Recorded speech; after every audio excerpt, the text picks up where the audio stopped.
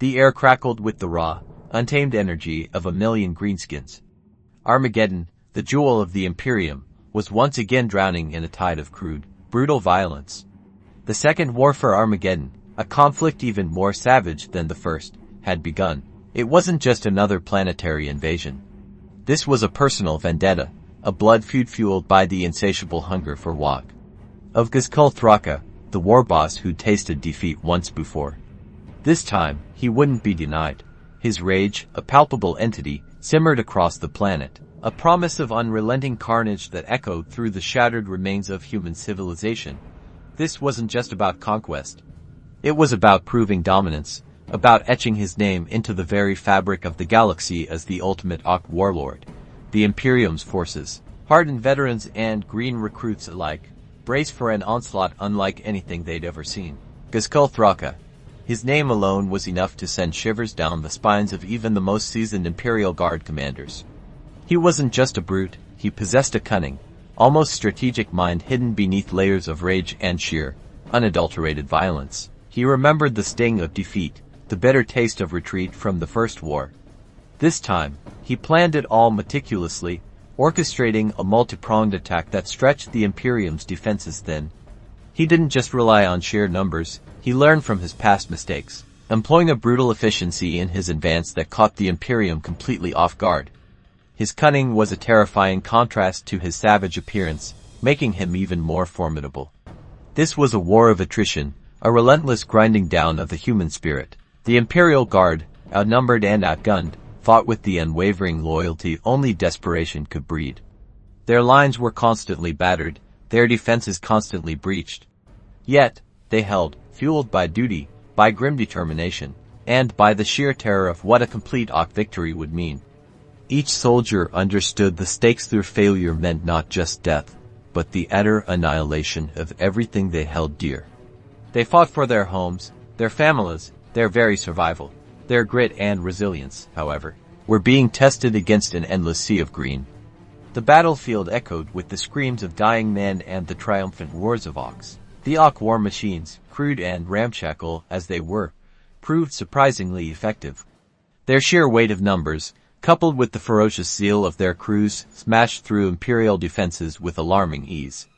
Knobs, monstrous Orks clad in scavenged armor, led the charge, their power-clawed arms ripping through tank armor like cardboard. Every Ork, regardless of size or experience, fought with a primal ferocity that seemed to defy logic and reason. Their simple drive, WAAAGH, it was a tide that seemed impossible to stem. Fueled by a collective instinct that far surpassed any human strategy, the cities of Armageddon crumbled under the relentless Ork onslaught. Buildings became tombstones, monuments to the human cost of war. Civilian casualties were immense, a testament to the brutal nature of Ork warfare. The sheer scale of destruction was overwhelming, a bleak testament to the effectiveness of Ghazghkull's brutal strategy. Yet, amid the chaos, glimmers of resistance flickered. Isolated pockets of Imperial Guard units held out, defying the odds with stubborn determination, their spirit refusing to be broken. The fighting was brutal and relentless. Each engagement was a desperate struggle for survival. One lone Imperial tank, crewed by a handful of battle-hardened soldiers, found itself surrounded by a seemingly unstoppable wave of Orks. They fought to the last shell, to the last man, buying precious time for reinforcements that never arrived. Their sacrifice, while ultimately futile, showcased the courage and sacrifice of ordinary soldiers in the face of insurmountable odds. The tale of their stand would become a legend whispered throughout the remaining Imperial ranks. The soldiers of the Imperium, despite their losses, refused to yield.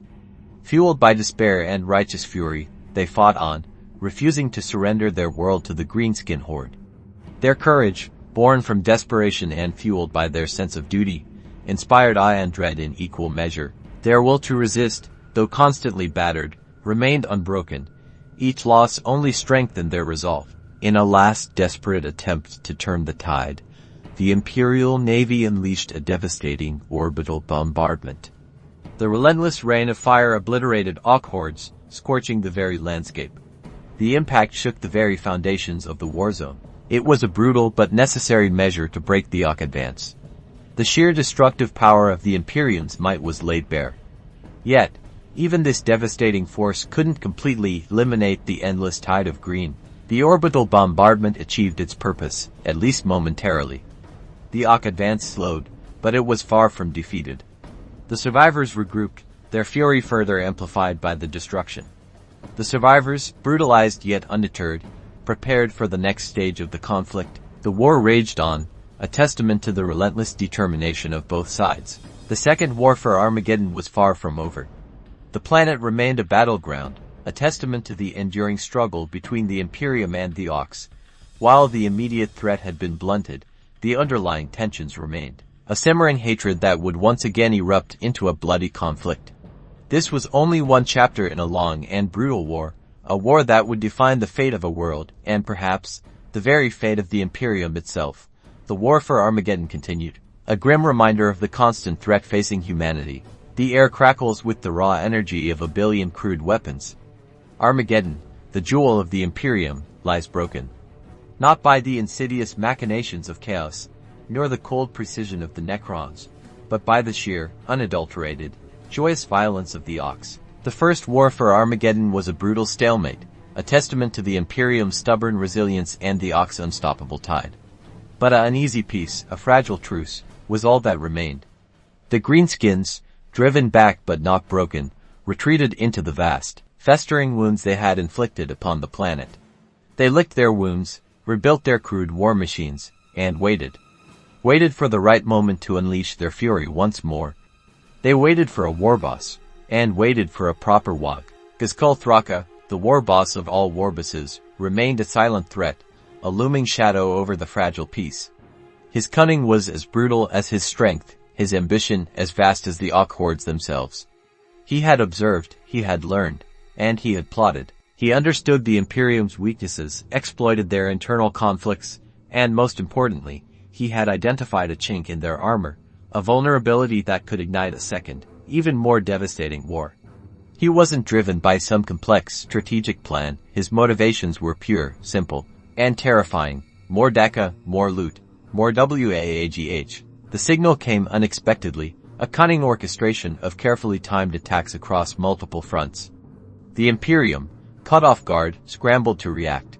Veteran regiments, hardened by years of brutal conflict, found themselves overwhelmed by the sheer numbers of the ARC invasion force. The once orderly lines of defense crumbled under the relentless green tide, their disciplined formations dissolving into chaotic pockets of desperate resistance. This wasn't just another skirmish. This was a full-scale invasion, a WAAAGH of unprecedented scale, designed to break the Imperium's will completely. The initial shockwave of the ARC advance was devastating. Strategic strongpoints fell with terrifying speed, their defenses proving inadequate against the sheer brute force of the ARC war machines. The planet's infrastructure, already weakened by the First War, groaned under the weight of the assault, collapsing into a chaotic landscape of fire and destruction. The planet's defenders, courageous though they were, found themselves fighting a losing battle. The ARCs, fueled by their insatiable thirst for battle and the sheer exhilaration of WAAAGH, pressed their advantage relentlessly. Amidst the carnage and despair, tales of incredible bravery emerged. Individual units fought with the ferocity of cornered animals, their resolve unshaken despite the overwhelming odds. Their bravery wasn't born of blind faith, but of a grim determination to defend their homes, their families, their world. They stood against the tide of green, holding the line, buying time for reinforcements, even when they knew their chances were slim. The Imperial Guard commanders, hardened veterans of countless battles, wrestled with the gravity of the situation. They recognized this wasn't merely a conflict for territory, it was a fight for survival. The Second War for Armageddon was a desperate struggle for existence, a fight against an enemy driven not by malice or ideology but by primal instincts of unrestrained violence and an insatiable hunger for conflict. They rallied their forces, devised daring plans, and prayed for reinforcements, even as the green tide continued its relentless advance. The war raged across the planet, a brutal symphony of explosions, screams, and the roar of ARC war machines. The ARCs fought with savage abandon, driven by a war lust so raw and potent that even the most hardened Imperial soldiers were left unnerved. Their weaponry, while crude and often unreliable, was incredibly effective in sheer numbers. This wasn't a battle of strategy or tactics. It was a clash of raw power, a brutal test of wills. The conflict was far from over. Armageddon, a world already ravaged by war, was on the brink of complete annihilation. The fate of the planet, and possibly even the Imperium itself, hung precariously in the balance. The relentless ARK advance continued unabated, each victory fueling their insatiable bloodlust. The Imperium fought back with grim determination, clinging to every inch of ground, their resolve tested to its very limits. The Second War for Armageddon became a brutal war of attrition. Both sides suffered staggering losses, yet neither side showed any inclination to yield. The ARKs fought with savage glee, reveling in the chaos and destruction they wrought. The Imperial Guard, though outnumbered and outgunned, fought with unwavering courage, defending every scrap of territory with their lives. The future of Armageddon seemed to hang in the balance, with victory uncertain for either side. In the end, the Second War for Armageddon left the planet scarred and broken beyond repair. While the Imperium managed to push back the Greenskins and prevent a complete ARK conquest, the victory came at a steep price. Both sides had suffered devastating losses, leaving Armageddon a testament to the brutality of the 41st millennium. Ghazghkull, having achieved what he set out to do, prepared for another WAAGH, leaving behind a legacy of destruction and a world forever marked by the echoes of war. The air crackled with anticipation, a palpable tension hanging heavy over Armageddon. The First War for Armageddon had scarred the planet, leaving a legacy of broken metal and shattered dreams. But the Imperium, clinging desperately to its victory, believed the worst was over. They were wrong. The guttural roars of millions of ARKs echoed across the desolate plains, a testament to the sheer, unadulterated brutality about to be unleashed. Ghazghkull Thraka, the war boss of all Warbosses, was back. Fueled by a rage that bordered on the metaphysical, he gathered a horde larger than any seen before, a green tide threatening to swallow the Imperium whole. This wasn't a simple skirmish, this was a war of annihilation, a second act of unimaginable violence. The fate of Armageddon hung precariously in the balance, a world about to be crushed under the weight of a WAAAGH. The Imperial Guard, battle-hardened veterans of countless campaigns, braced themselves. They knew what awaited them. The sheer scale of the ARK invasion was terrifying. A relentless tide of crude, yet terrifyingly effective weapons, fueled by an almost supernatural drive for violence. Their officers, haunted by memories of the First War, tried to instill courage and discipline into their troops, but even the most seasoned soldiers felt a shiver of dread as the first ARK war machines rumbled into view.